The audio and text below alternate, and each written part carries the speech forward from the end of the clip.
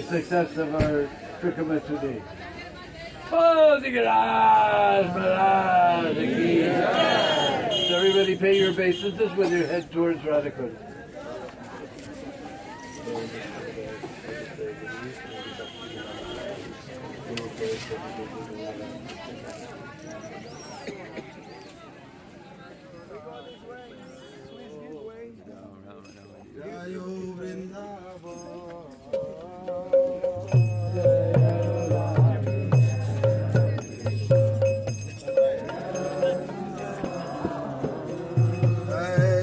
Govinda Gopi Nath Madana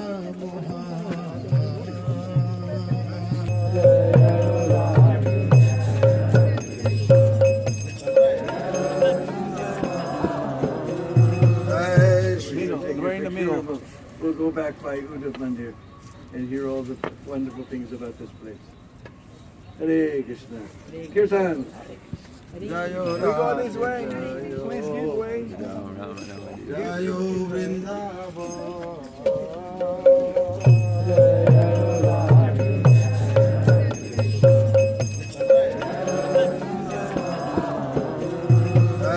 Shri Govinda Gopi Nath Madana. Last month somebody drowned, so they're being a little strict. But we know that in this area, strictness doesn't remain very long. But anyway, we came on a day when it's strict. So as I was saying, when we first got here, we don't see Giriraj here. Anybody sees Giriraj anywhere? We don't see. But Chaitanya Charitamrita, it's written that after discovering Radhakund and Shamakund, Mahaprabhu came to Suman Sarovar. At that time, 500 years ago, it had another name, Suman Sarovar. But Suman and Kusum both mean flower. And very clearly it writes in Chaitanya Charitamrita that Mahaprabhu got darshan of Giriraj here. He came to Suman Sarovar and took darshan of Giriraj.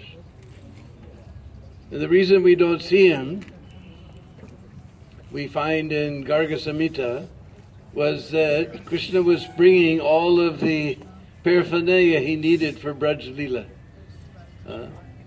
So Govardhan is an essential part of Braj Leela. But the Govardhan in the Golok, he's enormous. So when he came down to the material world, he landed on another dweep. I can't remember just now. Since COVID, I forget the lead details. So maybe it was Kroncha Dweep, just like we're on Jumbo Dweep.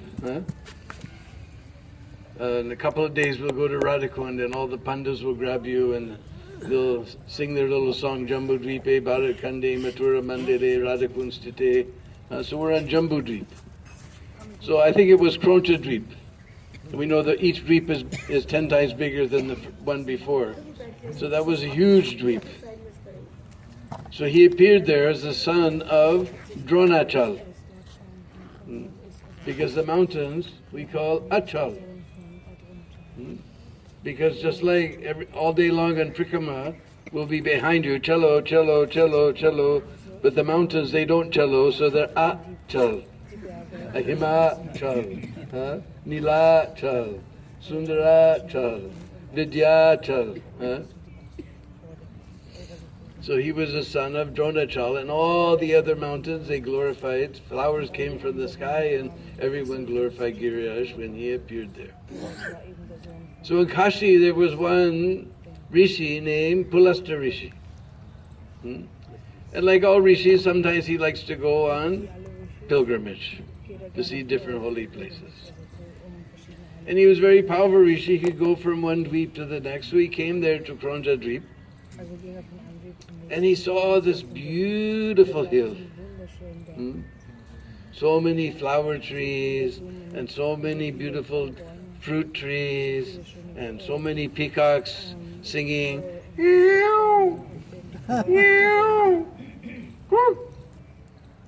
And kokilas were whistling.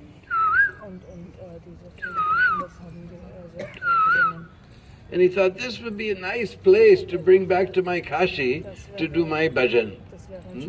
Because Kashi is a very flat place. Except right at the bank of the river, it's very flat. Because that whole area, from Himalayas down to Bay of Bengal, we call Gangatic Plain. Very flat. So it'd be nice to have a hill there and do my bhajan. So he asked Govardhan, you please come with me to my ashram in Kashi. And Govardhan said, well, you have to ask my father. Because the Indian children, at least when I first came to India, they're very obedient to father and mother, is it? So you have to get permission from my father.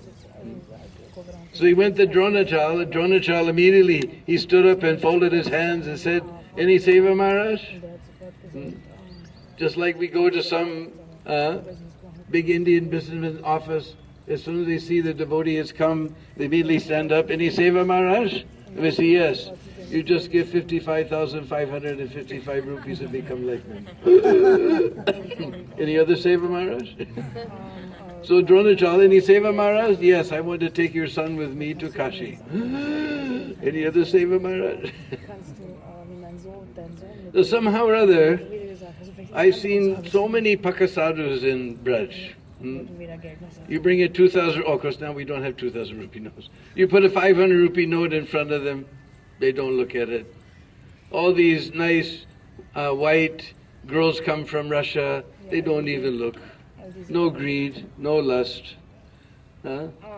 Somehow you do some tiny little mistake in your behavior.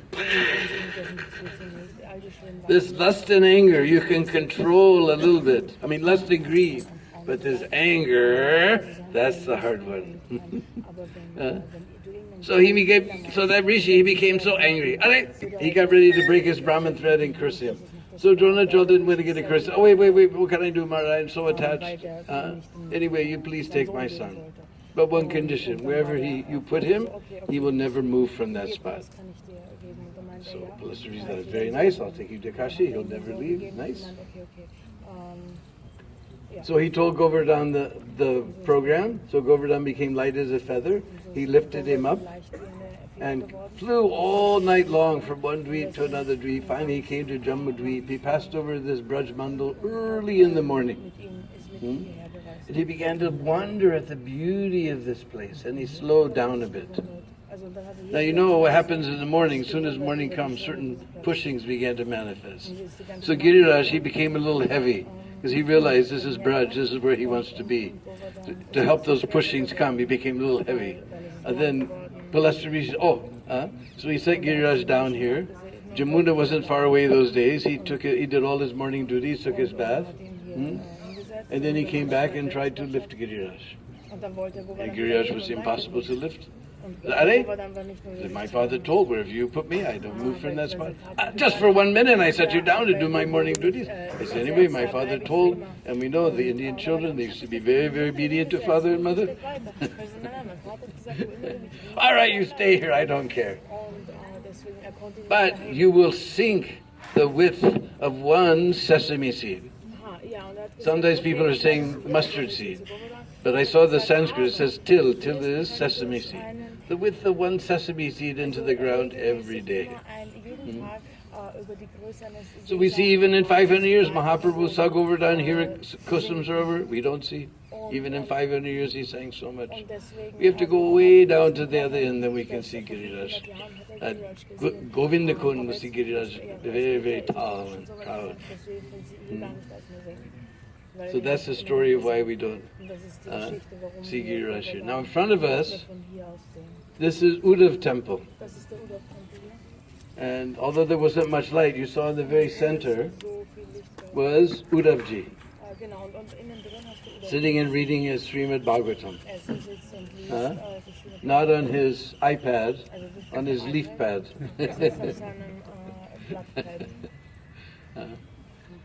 Because in Skanda Puran, the Bhagavat Mahatmya Skanda Puran, it describes that Arjun, he brought all of the queens of Dwarka to Mathura. Bhagavatam tells a different story, but this story is there. And they all went, so they're in Mathura, they all went to take bath in Jamuna. And they saw the Jamuna was flowing very sweetly and happily. They said, Hare, you're also the Patrani, you're also the wife of Krishna. How are you so happy? We're all merged in separation and feeling so much pain in our hearts. He says, I have benediction that I never feel separation from Krishna. So they said, well, how can we get such a benediction? And then very clearly it says, Govardhanam Kusum Saras. Saras means lake, same thing, Kusum sarovar. You go to Govardhan, to that Kusum Saras. There Uddhava lives in the form of grass and creeper. Because he said in Bhagavatam, what is that? How does that start? Aham Sham Gulmalata Usadinam.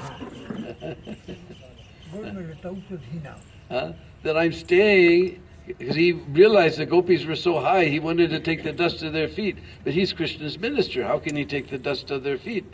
So he prayed, let me be Gulma Lata Osadinam. Gulma means creeper, and Osadi means herb. And Gulma Lata means creeper, Gulma means flower, bush. So, but not on the straight path.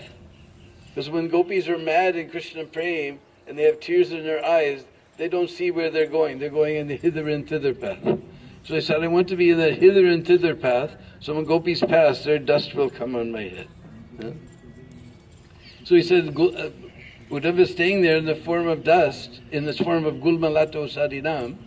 So you just do Nam Sankirtan, Uddhava will appear, and you will hear from him how to get your heart's desire. So then, Parikshit Maharaj, along with Bajranab, who was the great grandson of Lord Krishna, who established many of these places in Braj, they brought all the queens and many of the people from Mathura. They all came here.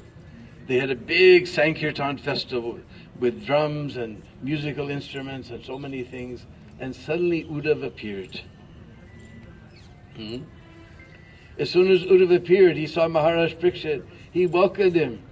He said, it's so nice that you've come. I'm so happy. Actually, I have one duty for you.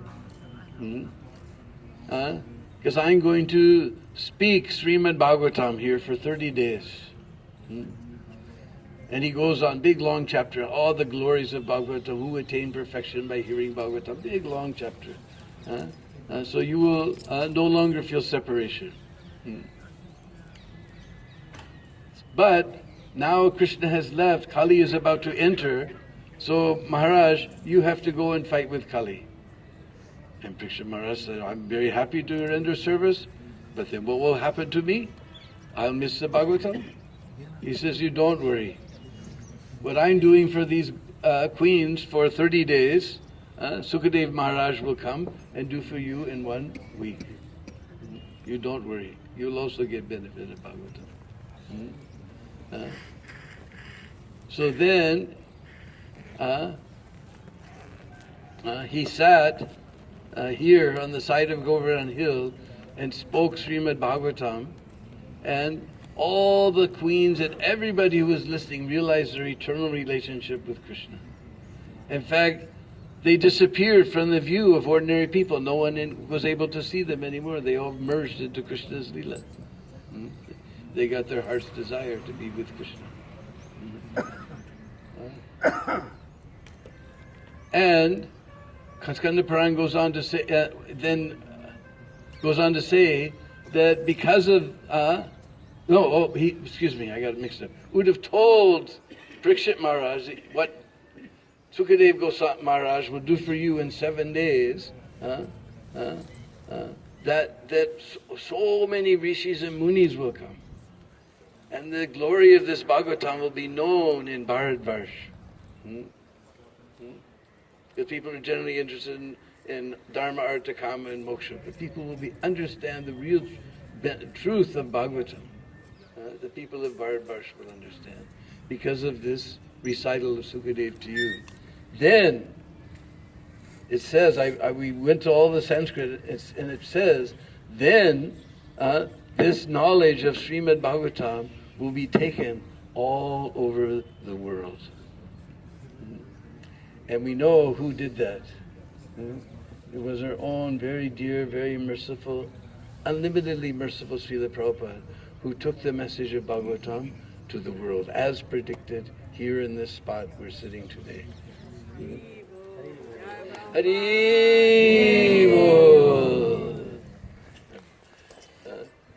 Because I'm writing a book all about the pastimes of Govardhan, so we did a lot of research and found out this one little thing is that we looked at the Sanskrit. It says because of Maharaj Parikshit hearing Bhagavatam and all the rishis and munis, then it will go all over the world. This is a very amazing thing we discovered. So behind us, unfortunately, we can't go there today. I'm sure after some time they'll relax everything, but this is our fate. This is Kusum sarovar. As I say, Kusum means flower. So here there used to be beautiful gardens. In fact, all this forest is known as Pushpavan. Pushpa, means flower. Pushpavan. And sometimes Srimati Radharani and her Sakhis, they will come here to pick flowers just before the noontime, because noontime they will meet Krishna at Radhakund. Where the rickshaws turn to come down this way, that was Radhakund. Other way you turn is Radhakund. So noontime meeting place is at Radhakund. So just before that they come here to pick flowers. So Krishna disguised himself as a Mali, gardener, and he came here to this place and said, "Hey, what are you doing stealing these flowers?" And Radharani said, "We come here every day and nobody ever stopped us." He said, "No, today this garden belongs to King Kamadev, and he sent me here to find out who's stealing his flowers." Well, nobody ever bothered us? Or just because you're doing something wrong and nobody caught you, doesn't make it right. And now I've caught you, you're a big thief. Radharani became furious. "How dare you call me a thief?" And Krishna said, "Yes, just see. The beauty of your eyes has been stolen from the lotus flowers over Braj. The beauty of your teeth has been stolen from the jasmine buds of Braj. The beauty of your lips has been stolen from the bimba fruits of Braj. The beauty of your hair has been stolen from the clouds over Braj. The beauty of your nails has been stolen from the moon over Braj." In this way, the pastime, even I don't know the end, it goes on and on and on. And Krishna proves how Radharani is a big thief and she's plundered all the beauty of his Braj. Another time she was picking flowers in this place, and she had her little basket and she's picking flowers. She saw on the tree there was a very beautiful flower, but it was just out of reach. She tried to reach it. She jumped. Ching! Ching! All her ankle bells and bangles, they all went ching! Ching! Especially our Indian ladies, they can't go outside the house without their bangles. I always feel so unhappy when I go to the West. No bangles. Next time, if you don't have bangles, we won't let you on the bus. So all her bangles and ankle bells, ching, ching, ching. So she said, forget it. She started to pick some other flowers. Shamsundar was watching from the bushes. So when she turned her back, he ran over and climbed up that tree and put his foot on that branch, and the branch came down low. So Radharani was picking, then she looked, it seems like that flower is lower. So she set her basket down, she grabbed the end of that branch, she went to pick that flower, and Krishna pulled his foot away. She went screaming up into the tree. And suddenly a gallant young lad appeared on the scene to save our young damsel in distress. Like there's millions of pastimes, we could be here all day, happen here in this Kusum sarovar. And recent times, how this place became so decorated. Originally there was a king of Orcha, Bir Singh Deo. from Orcha. Orcha is a big city in Madhya Pradesh. And I've been there. There's huge temple of Krishna there, but nobody goes. Very huge temple. But in the palace compound, little tiny temple of Lord Ram, that was the queen's. The big temple was built by the king, but the queen, she was a devotee of Lord Ram. Everybody goes to see that one. But anyway, Maharaja Orcha came here, and he excavated this kund. And I've been told that if you put 4 elephants standing on top of one another, that's how deep it is. Although lately I've been hearing people telling that it's bottomless, and they tell the story how the British came here and put 1 kilometer of cable and couldn't find the bottom. But I've heard that story about almost every bottomless kund. I'm sure the British have better things to do than putting cables in kunds. But anyway, 4 elephants standing on top of each other. And just to give you an idea what type of kings used to walk on this earth, the Maharaj of Orcha, one time he went to Mathura, and he brought a scale, not like in your bathroom at home, but like when you go to buy your fruit. And he sat on one side. Now these guys weren't ordinary people. If you go to the city palace in Jaipur, you can see they have on display the yogi pants of Sawai Madhu Singh. And they stretch, about 10 feet wide. Of course, they pull the strap, but anyway, you can get some idea. I used to eat 5 kilos of chapatis for breakfast. So he sat on one side of the scale. He had his ministers put gold coins on the other side of the scale. You just imagine at today's prices. Because I imagine he was also quite large, like Madhu Singh. Then he gave that to all the temples and Brahmins of Mathura. Such kings used to walk on this earth.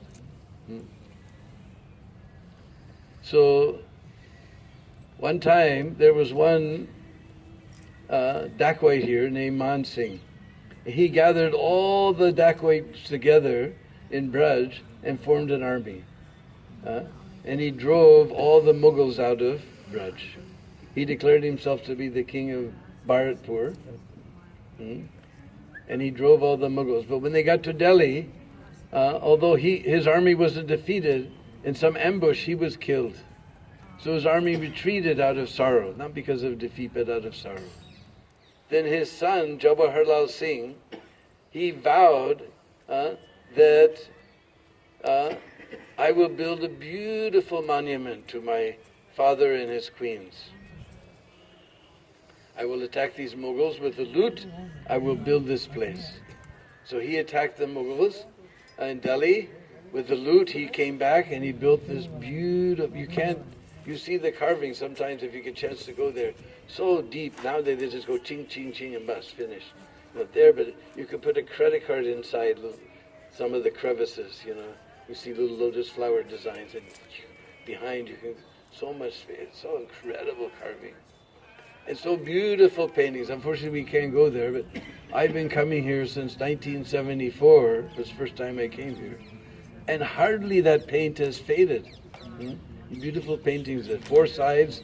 There's one side is Man Singh worshipping Krishna. Other side is a court scene. Then another side is hunting scene. Another side is battle scene. Then in between these big pictures, there's Krishna Lila. One picture is there with, who is there? Narada and Garuda and Lord Shiva. All the demigods are there taking darshan of Radha and Krishna. Then there's one picture is Holy Lila, another picture Man Lila, another picture Julan Lila, like that all around it. We have Krishna Lila. Then the very last one, the king was very clever. He painted himself and his 2 brothers into Krishna's Leela. Radha and Krishna are sitting there on the throne, and he and his 3 brothers are fanning. So he did like that.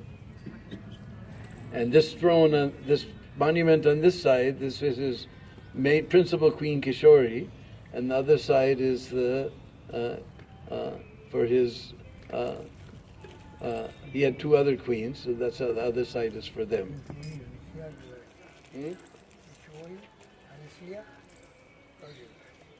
Acha, okay. 3 queens.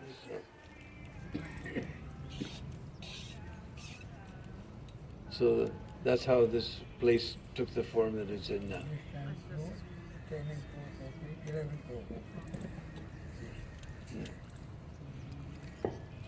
And this is my dear friend. This is Uddhav Temple, and looking at Uddhav Temple is Uddhav Bihari. That I've known for years and years.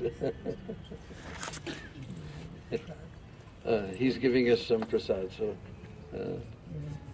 we can all take a little prasad. And just next door to this place, we'll see Radha Banabihari, and we'll tell that story there. So everybody can come take some prasad.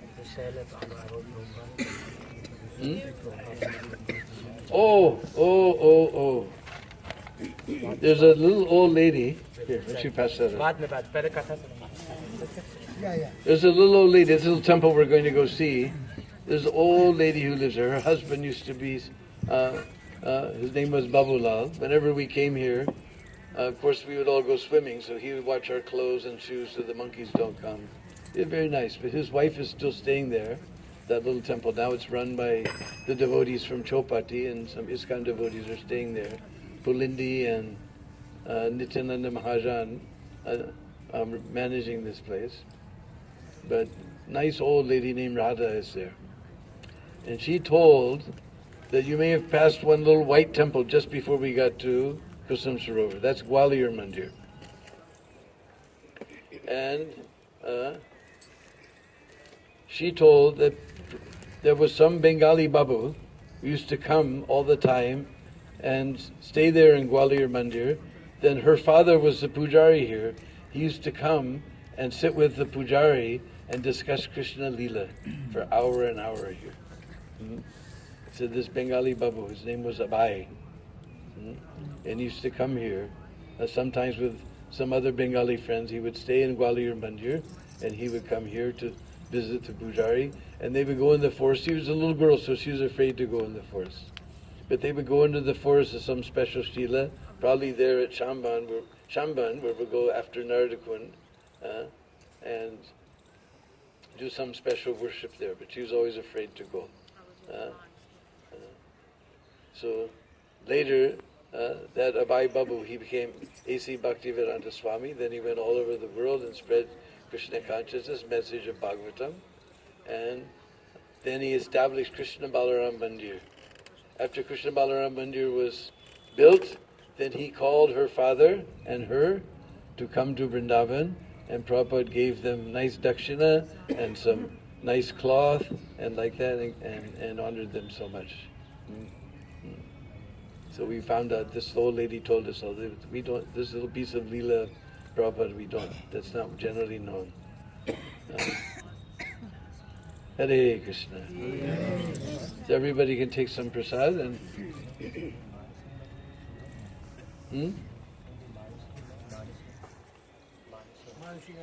Oh, I said Mansi. Surajmal, excuse me. Since COVID, sometimes funny things happen in my brain.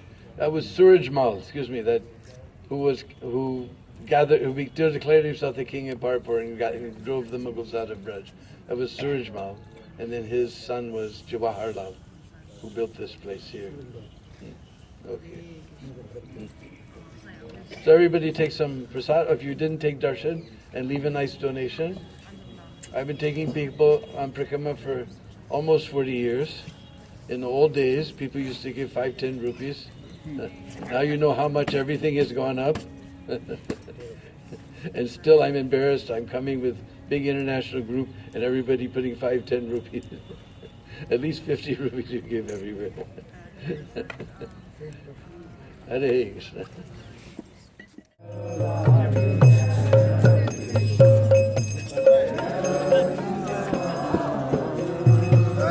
Shri Govinda Gopi